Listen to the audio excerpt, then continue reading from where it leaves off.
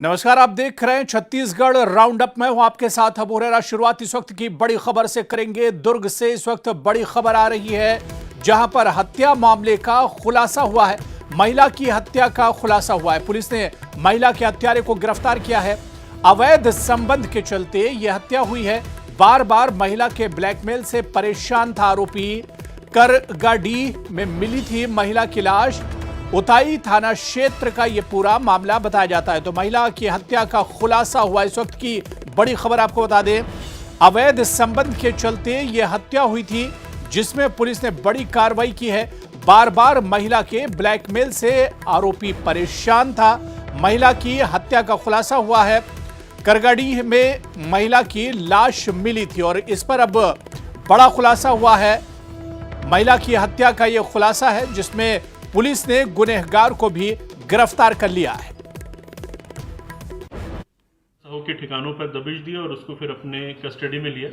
Custody में लेने पर यशवंत साहू से जब पूछताछ हुई तो उसने अपना आरोप कबूल किया।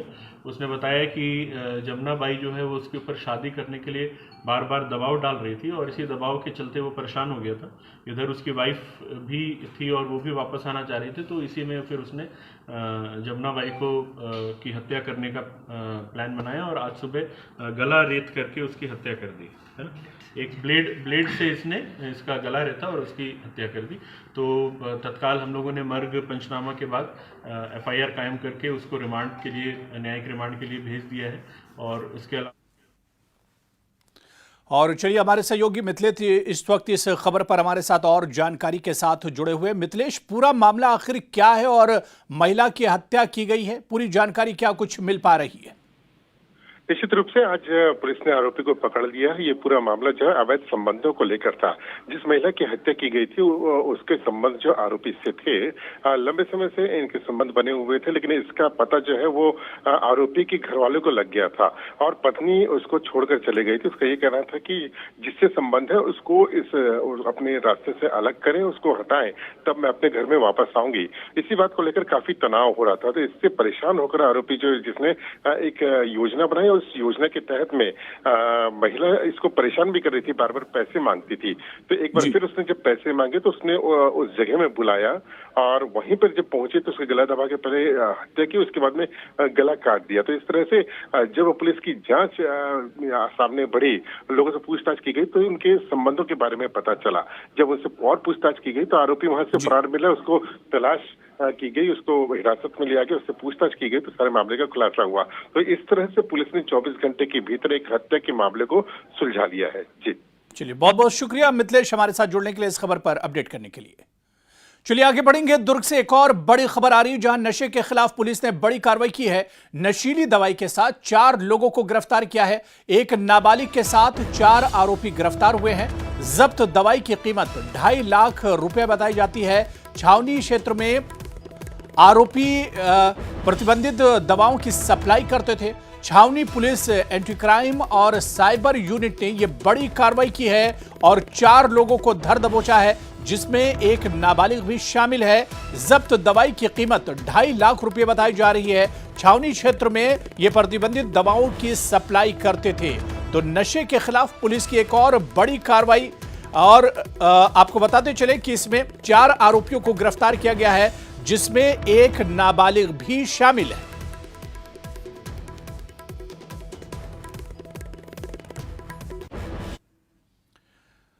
आगे बढ़ेंगे। गरियाबंद से इस वक्त बड़ी खबर है, जहां स्कूल के प्रिंसिपल के खिलाफ बड़ा आरोप है। छात्राओं ने प्रिंसिपल पर छेड़छाड़ का आरोप लगाया है।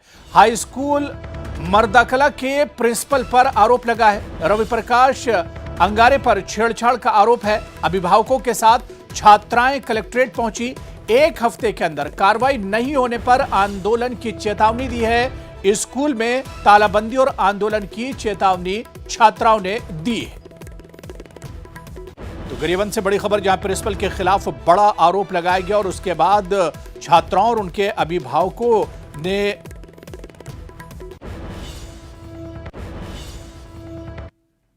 के हाई स्कूल का मामला है। और जो हमारा लड़का मन के माध्यम से शिकायत मिले है कि वहाँ के जो प्रिंसिपल है रवि प्रकाश अंगारे, वो बच्चा के मन के साथ में बहुत छिड़कानी करते, बदतमीजी से बात करते अलग अकेला में मिले के बात करते। ये सब चीज़ ला हमन हा जब हमार पास में बताई तो हमन हा पूरा गांव के मन पूरा बच्चा मन ला लेके आए हैं ओकर खिलाफ आवेदन करे बर। कहाँ आवेदन करो? कलेक्ट्रेट में आवेदन करबो और ओला सस्पेंड घलू करबो और वो ला अंगारे ला जो भी जैसे शासन की तरफ से बनी सजा भी दिला। 4:30 बजे के आसपास मैं अपने दुकान में थी ग्राम मर्दा कला में, तो वहाँ ना वो रवि प्रकाश संगारे सर आए थे, प्रिंसिपल है हमारे गांव के, और मेरे को नंबर मांग रहे थे। नंबर की बात की है, मैं बोली मेरे पास मोबाइल नहीं है, ये मोबाइल मेरा पापा का है। तो बोले नंबर दो, मेरे को पर्सनल में बातें करना है करके ना मेरे दुकान। इस संबंध में एक आवेदन प्राप्त हुआ है और जो है उसमें हम लोग जांच करा रहे हैं और उसमें तत्काल नियमानुसार जो है कार्रवाई करेंगे। मैं आश्वस्त करता हूं कि इसमें तो जो है तत्काल ही कार्रवाई होगी। सर, जन दर्शन तक आना पड़ रहा है बच्चों को, क्या आपका कोई मॉनिटरिंग सिस्टम नहीं, बच्चों के साथ क्या हो रहा है स्कूलों में?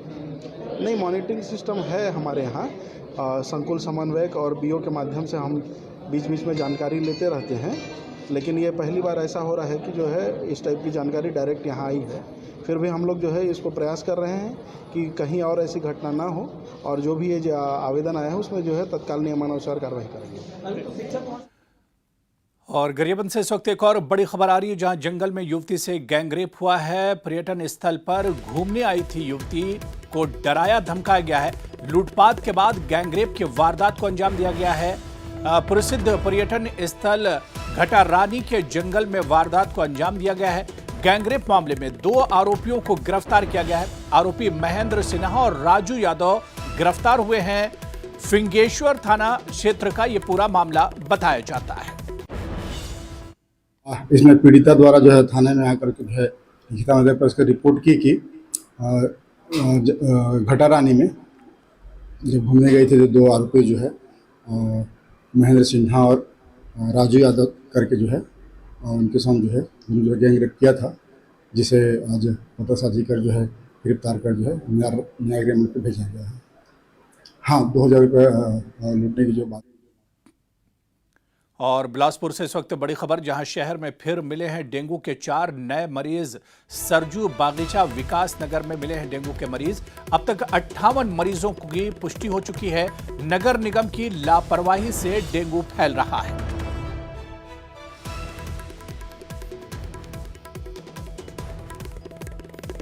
और चलिए इस खबर पर और बातचीत करेंगे। हमारे सहयोगी उमेश इस वक्त हमारे साथ जुड़े हुए हैं। उमेश, इस वक्त खबर आ रही है कि बिलासपुर में डेंगू का खतरा लगातार बढ़ता जा रहा है, 4 नए मरीज मिले हैं।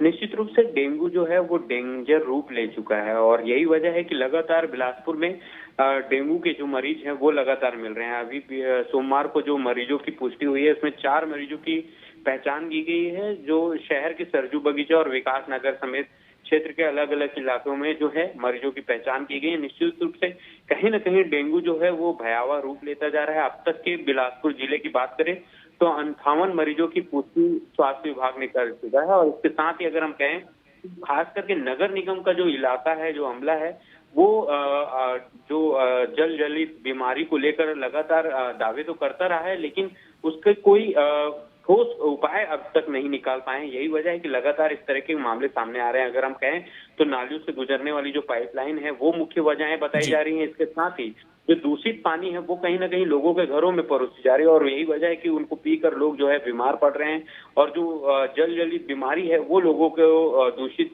पानी की वजह से उनको बीमारी परोस रहा है। अब एक बार फिर बिल्कुल उमेश, जिस तरह से आपने बताया कि अब तक कुल डेंगू के मामलों की तादाद जो है वो 58 हो चुकी है, ऐसे में प्रशासन की तरफ से क्या कदम उठाए जा रहे हैं? क्योंकि पहली नजर में अगर देखा जाए तो नगर निगम की लापरवाही भी सामने आती है। प्रशासन क्या कुछ कदम उठा रहा है इसके रोकथाम के लिए? देखिए, जिला प्रशासन हर बार यह कहता है कि जो डेंगू, मलेरिया और इसके अलावा जो अन्य जल जलित बीमारी है उसको लेकर लाखों रुपए वो खर्च करने का दावा करता है। इसके साथ ही जन जागरूकता अभियान भी चलाता है, पर क्या वो जन जागरूकता अभियान उतना किफायती हो रहा है उन लोगों के लिए जिसकी वजह से ये लगातार जो मामले आ रहे हैं? शायद ये वजह है कि जिस तरीके से बेहतर ठोस कदम उठाने चाहिए जिला प्रशासन को, स्वास्थ्य विभाग को, नगर निगम को, वो ठोस कदम नहीं उठाए जा रहे और यही वजह है कि इस तरह के मामले निकलकर सामने आ रहे हैं। हालांकि प्रशासन जरूर अभियान चलाता है, जन जागरूकता अभियान चलाता है, पर वो कितना कारगर साबित होता है ये सवाल उठता है। लेकिन कहीं ना कहीं लगातार मामले निकलकर सामने आ रहे हैं, तो सवाल भी इसलिए उठ रहा है कि स्वास्थ्य विभाग क्या कागजी कार्रवाई करता है, क्या दवाइयों को बांटकर, क्या वह उस क्षेत्र पे दवाइयों को बिल्कुल। चलिए उमेश, बहुत बहुत शुक्रिया हमारे साथ जुड़ने के लिए, इस खबर पर अपडेट करने के लिए। आगे बढ़ेंगे। बिलासपुर से एक और बड़ी खबर है, जहां एनीकट को पार कर रहा बाइक सवार पानी में गिरा है। पानी के तेज बहाव के बीच लापता हुआ युवक। मस्तूरी क्षेत्र के इटवा पाली की यह घटना है। एनीकट को पार करते समय यह हादसा पेश आया है। एनीकट में युवक की लाश बही है, जिसे पुलिस तलाश करने में जुटी हुई है।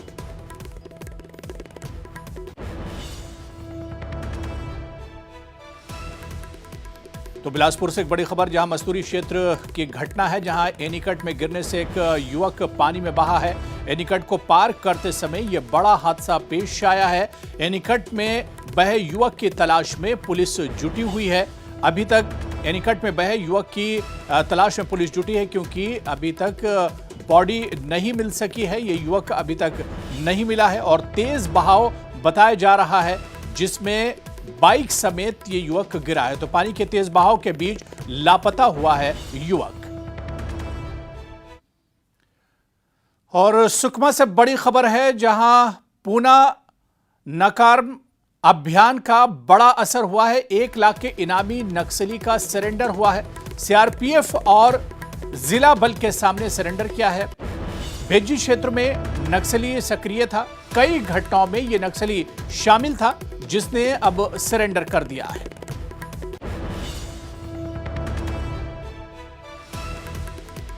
तो सीआरपीएफ और जिला बल के सामने सरेंडर किया है नक्सली ने। इसे बड़ी कामयाबी के तौर पर देखा जा रहा है। भेजी क्षेत्र में नक्सली सक्रिय था। कई वारदातों में भी ये शामिल था।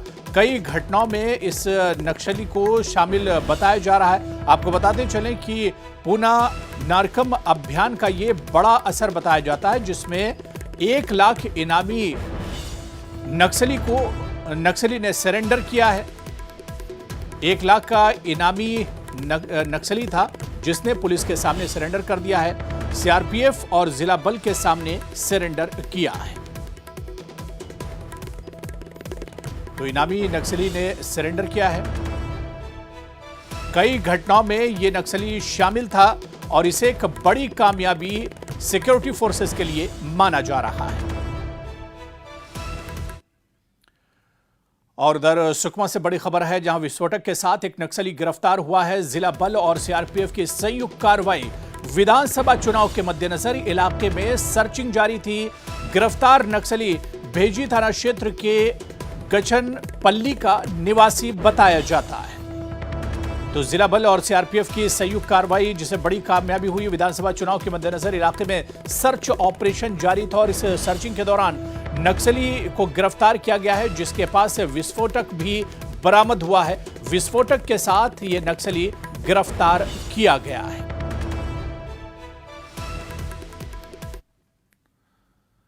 चलिए आगे बढ़ेंगे। कवर्धा में भारतीय किसान संघ ने विरोध प्रदर्शन किया है। नहर विस्तार नहीं करने पर नाराजगी जताई है। लोहारा एसडीएम कार्यालय के बाहर विरोध जताया है। प्रदर्शन किया गया है। संघ ने चुनाव बहिष्कार को लेकर मुख्यमंत्री और राज्यपाल के नाम ज्ञापन भी दिया है।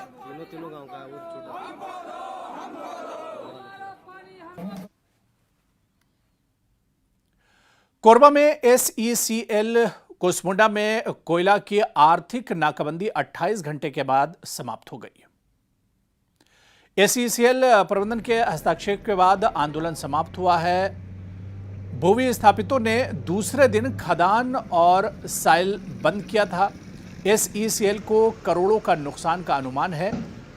रोजगार, भू विस्थापितों को पट्टा, जमीन वापसी की मांगों को लेकर 21 सितंबर को त्रिक्षिप्रीय वार्ता हुई थी।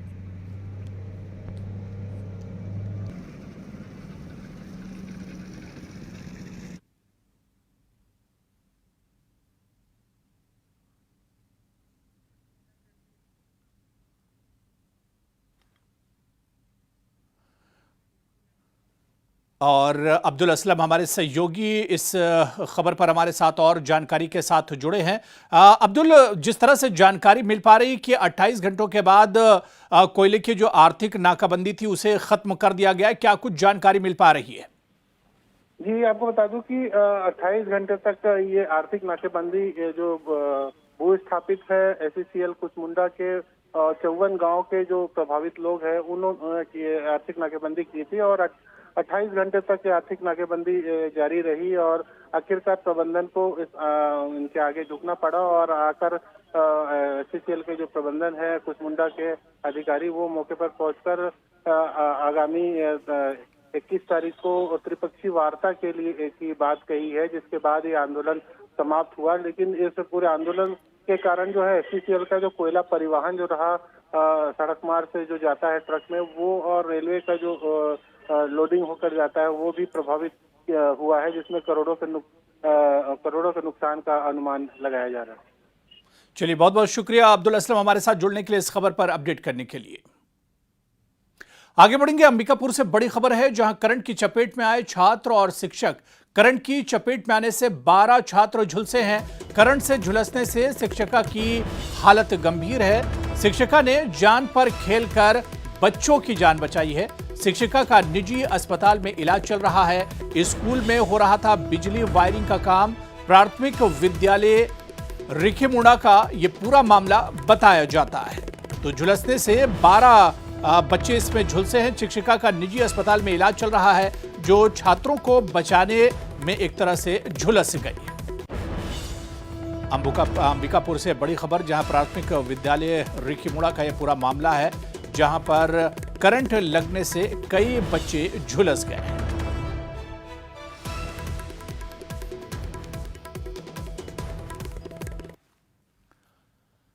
कोरबा रेलवे स्टेशन में यात्रियों की सुविधाओं को लेकर रेलवे गंभीर नहीं है। पार्किंग की सुविधा बंद हुए 2 महीने बीत गए हैं, लेकिन अभी तक प्रबंधन को एक ठेका कंपनी नहीं मिली, जिसका फायदा चोर गिरोह उठा रहे हैं।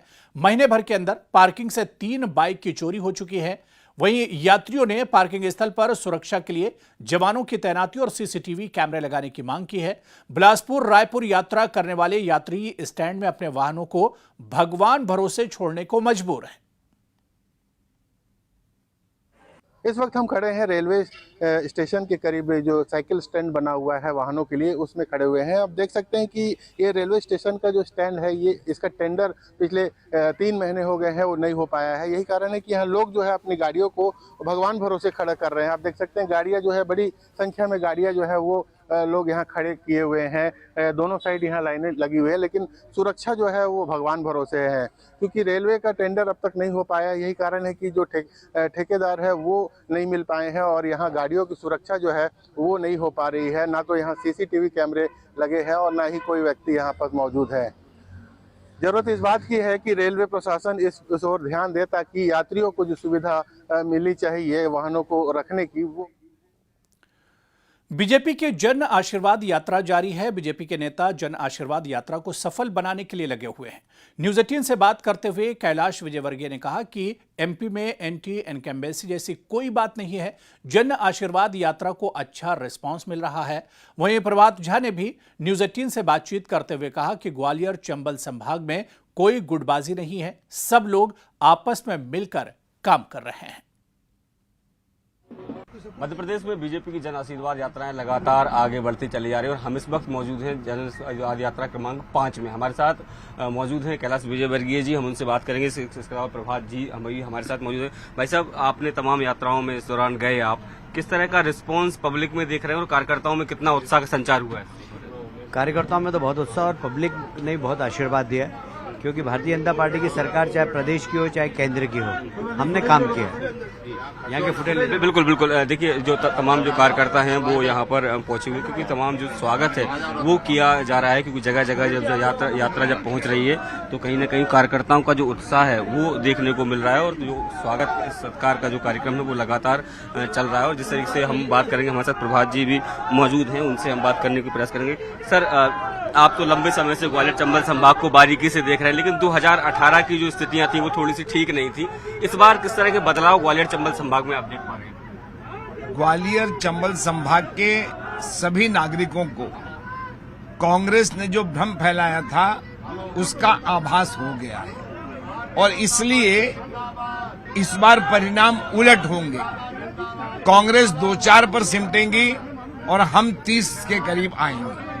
क्या लगता है इस बार कुछ खास प्लान है बीजेपी का मध्य प्रदेश खास? प्लान के चुनाव में जो तैयारी होती है, कार्यकर्ता आधारित पार्टी है, नेता आधारित पार्टी है, इसलिए जन कल्याणकारी योजनाएं एक एक घर में गई है। आप बताइए 5 करोड़ लोग लाभार्थी हैं आज की तारीख में। गरीबी की संख्या कम हुई है, इसलिए पार्टी कॉन्फिडेंट है कि इस बार तो सरकार आएगी और आएगी ही। लेकिन सर एक बात जो हमेशा यहाँ के लिए कही जाती है, कांग्रेस प्रचारित करती है कि खासकर ग्वालियर चंबल संभाग में बीजेपी कई गुटों में बट गई है, इस तरह के आरोप भी लगे। किसने कहा आपको? मुझे एक गुट का नाम बता दीजिए। हमारी पार्टी में जो आता है वो पूरी तरह से डाइल्यूट हो जाता है, इसलिए हमारे यहाँ कोई गुटबाजी नहीं।